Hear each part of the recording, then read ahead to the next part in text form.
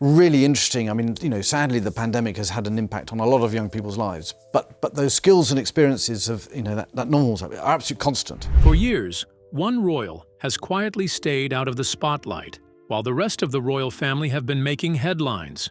Whether for scandals, feuds, or fairy tale weddings, Prince Edward has managed to fly under the radar. No drama, no fuss. But that all changed recently. Now his name is splashed across headlines, all because of 5 unexpected words. I tried to warn her. The question on everyone's mind? Who was he warning? And about what? What could have made the Queen's youngest son break his silence after all this time? Buckle up. The royal tea is piping hot, and we're spilling every drop. Prince Edward tried to warn her. For the longest time, many people thought King Charles, Prince Andrew, and Princess Anne were Queen Elizabeth, the second only children. That's mainly because her youngest son, Prince Edward, has always stayed out of the spotlight. While his siblings made headlines for everything from royal duties to personal drama, Edward kept things quiet. No scandals, no fuss. But recently that silence broke, and not in a small way. Out of nowhere, Prince Edward drew attention with 5 words that stopped people in their tracks. I tried to warn her. Suddenly, everyone wanted to know, who was he talking about? And what exactly was the warning? Keep watching to find out. A lot of fingers have pointed toward Meghan Markle. Given all the tension between her and the royal family since she and Prince Harry stepped down in 2020, many believe the warning had something to do with her. Edward hasn't explained what he meant, but that hasn't stopped people from trying to piece it together. Over the past few years, he's made a few comments that now seem even more telling. At one point, he described the situation with Meghan and Harry as very sad. He said what they were going through wasn't easy and added that family issues are always complicated. He also said he wished them the very best. When Harry and Meghan named their daughter Lilibet after the Queen's private family nickname, Edward congratulated them and called it fantastic news. Still, there was a sense that the royal family felt uncomfortable with the choice, even if they didn't say so directly. He also admitted that it was hard seeing things play out so publicly. He hinted at how painful it can be to live under constant scrutiny, saying that every member of the family has had the spotlight thrown on them and that everyone copes differently. Many felt that was a quiet nod to Meghan and Harry's highly public exit and all the attention that followed. Then there was that moment when he and his wife Sophie were asked about the Oprah interview. Rather than diving into details, they joked about it. Edward replied with a dry, "Oprah who?" And Sophie added, "What interview?" Later, she even defended the Archbishop of Canterbury, who apparently had a long chat with Oprah at the royal wedding without knowing who she was. Sophie pointed out that not everyone watches talk shows, especially in the UK. The comment was lighthearted, but it definitely raised eyebrows. Since Harry and Meghan left, and with Prince Andrew stepping back from royal duties, Edward and Sophie have quietly taken on more responsibility. They've been seen more often, attending events, handling royal engagements, and speaking on behalf of the family. After Prince Philip's death, they were among the first to talk to the press, and they've since become more visible in the public eye. People have started calling them the royal family's new ambassadors. While others were caught up in drama or scandal, Edward and Sophie were simply doing the work. No noise, no show, just steady, loyal service. Still, despite all the calm and quiet, those 5 words, "I tried to warn her," have turned attention back on the royal who's usually overlooked. Whether it was a warning ignored or something he wishes he'd said louder, one thing is clear. Prince Edward may have stayed silent for years, but now everyone is paying attention and listening. But with this renewed attention on the royal, many people have began asking, who really is Prince Edward? Becoming the Duke of Edinburgh.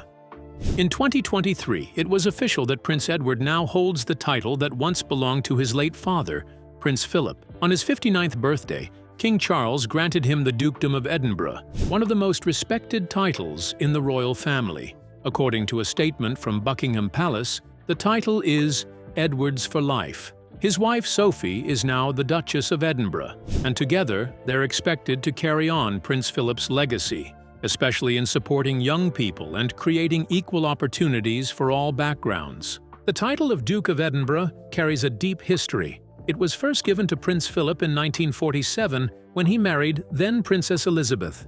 For 5 years before she became queen, she was known as the Duchess of Edinburgh. So, in many ways, this passing of the title is more than symbolic. It's a tribute.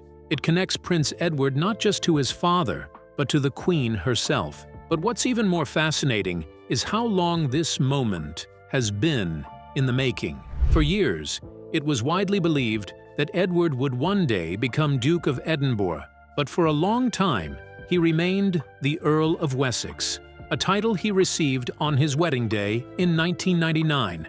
That made him the only son of Queen Elizabeth and Prince Philip who didn't carry a dukedom. His brothers, King Charles and Prince Andrew, became the Dukes of Cornwall and York, respectively. Many wondered why Edward didn't get a dukedom like his brothers. It turns out the answer was both surprising and personal.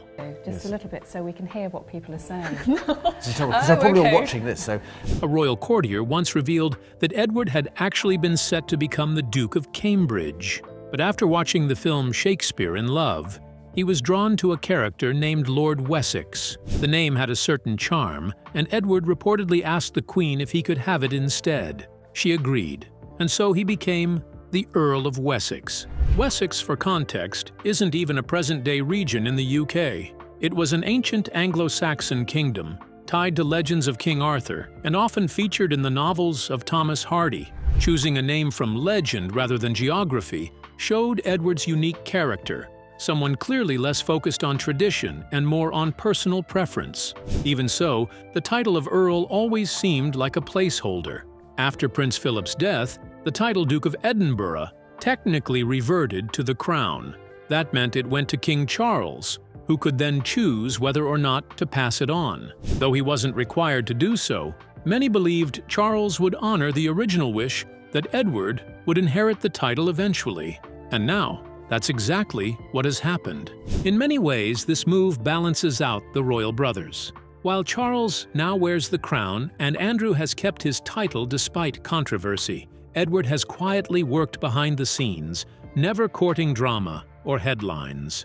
His new role as Duke of Edinburgh feels like a long-awaited recognition of his loyalty, dedication, and closeness to both his parents. The update has also been made on the royal family's official website, reflecting Edward's new position in the family. And while titles may not matter to the average person, in the royal world, they carry weight, history, and responsibility. For Edward and Sophie, the new Duke and Duchess of Edinburgh, this marks the beginning of a new chapter, one built on legacy, service, and a very royal kind of second act. But even the most dedicated royals need an anchor, someone who keeps them grounded when the crown feels heavy and the spotlight too harsh. For Edward, that steady presence has always been just one person, who has been holding Prince Edward down.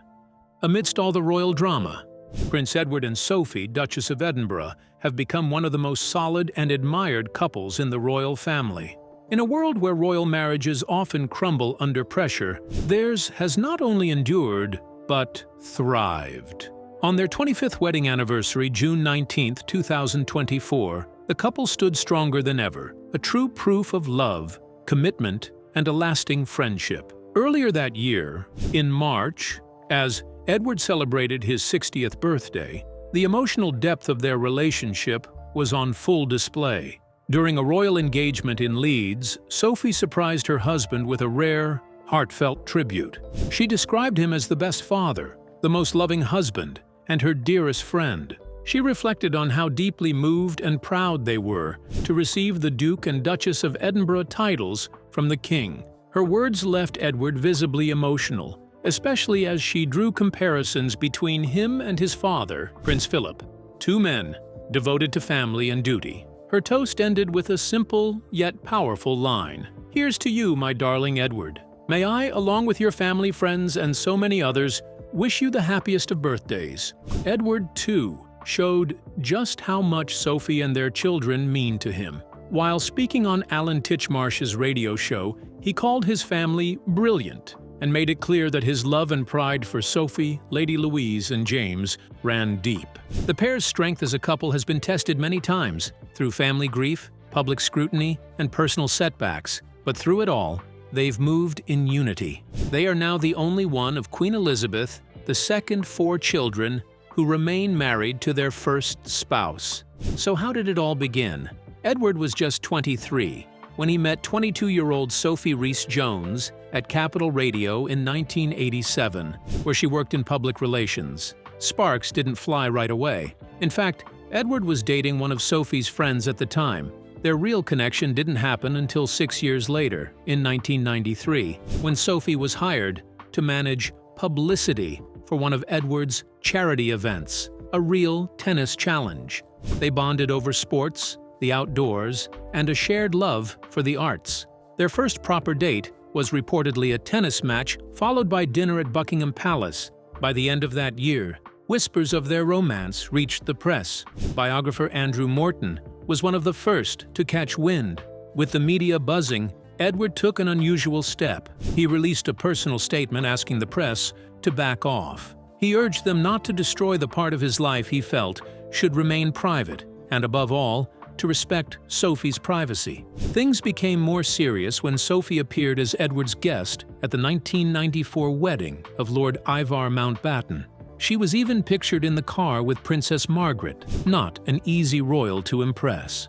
That same year, she attended the wedding of Edward's cousin, Lady Sarah Chatto. Precisely. Yes. And I think having those times together in the summer allows those relationships. I mean, we're a lot more fortunate. Around this time, reports surfaced that Sophie had moved into Buckingham Palace, a gesture usually reserved for fiancés.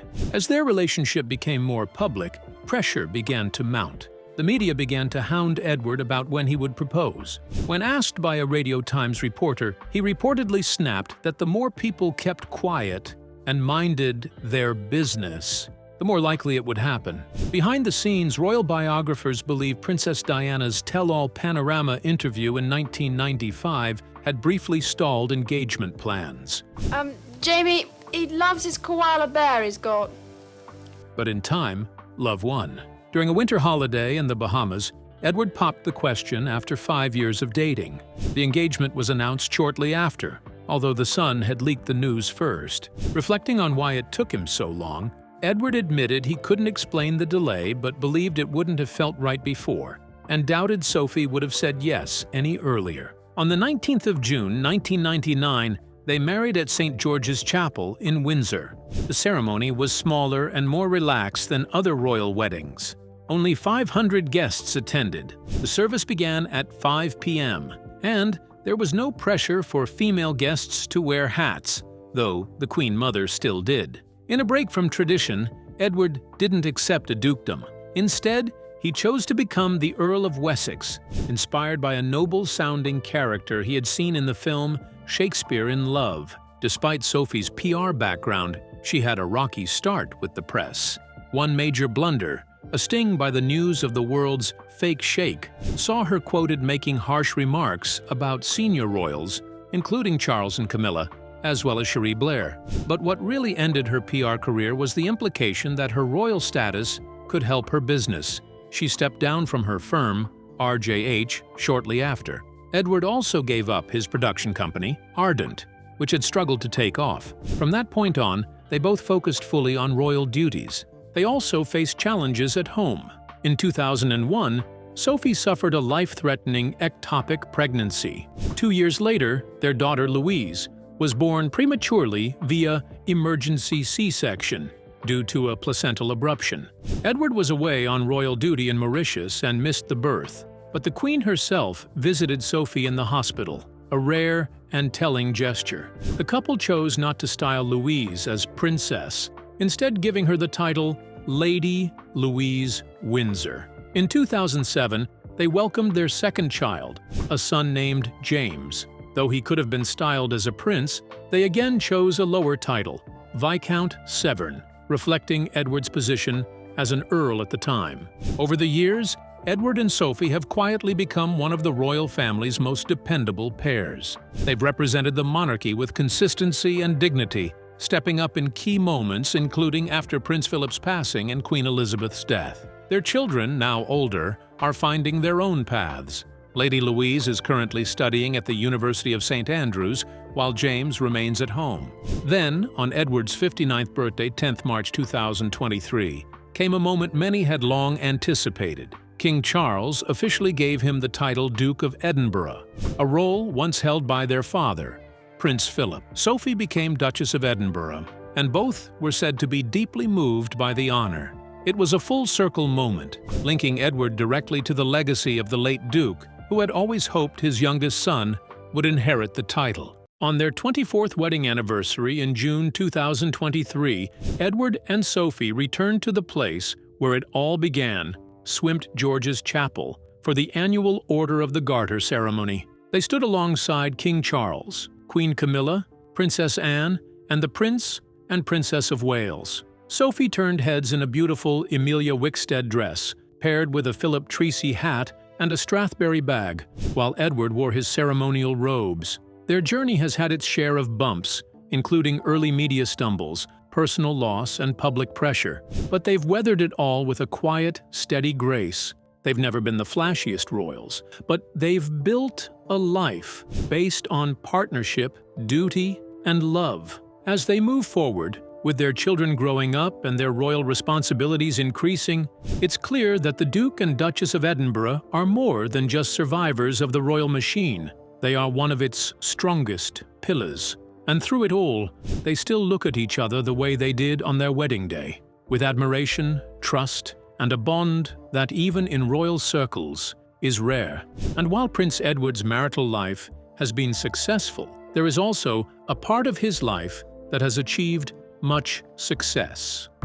Prince Edward's philanthropic acts. Prince Edward has spent years quietly building a legacy not through drama or headlines, but through steady dedication to service. With a focus on young people, education, sports, and the arts, he has taken on the kind of work that makes a real difference, often without much fanfare. One of his biggest contributions has been to the Duke of Edinburgh's Award, a global program that helps young people develop skills, confidence, and resilience. Edward didn't just take over this work after Prince Philip retired, he had been deeply involved for years.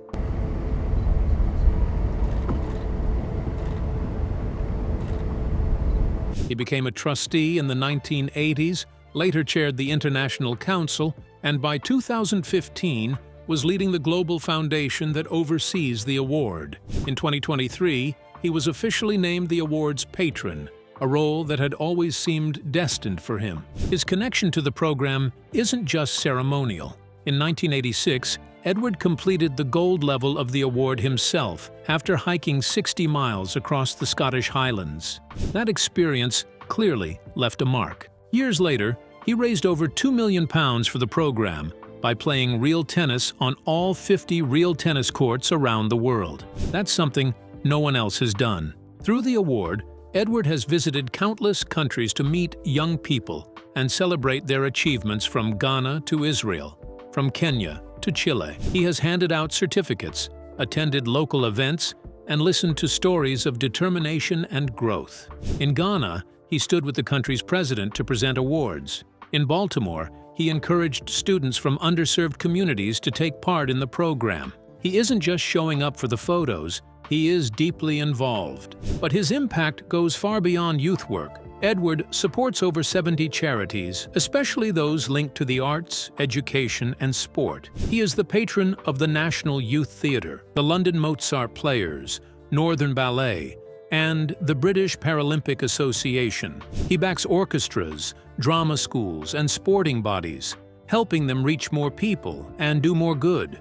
In 1999, Edward and his wife, Sophie, created the Wessex Youth Trust to support charities focused on children and young people. It has since evolved into the Earl and Countess of Wessex Charitable Trust, which now supports a wider range of causes. Still, the heart of their work remains with helping people, especially those who need it most, get access to better opportunities. Edward has also taken on many of his late father's roles, especially those tied to the Commonwealth. He opened the Commonwealth Games in 1990 and 1998 and became vice patron of the Games Federation in 2006. He has often traveled on behalf of the Crown, from Australia and the Caribbean to Sri Lanka and South Africa, always stepping in when needed. After becoming Duke of Edinburgh on his 59th birthday in 2023, Edward and Sophie visited the Scottish capital to meet members of the Ukrainian and Eastern European communities who had been displaced by war.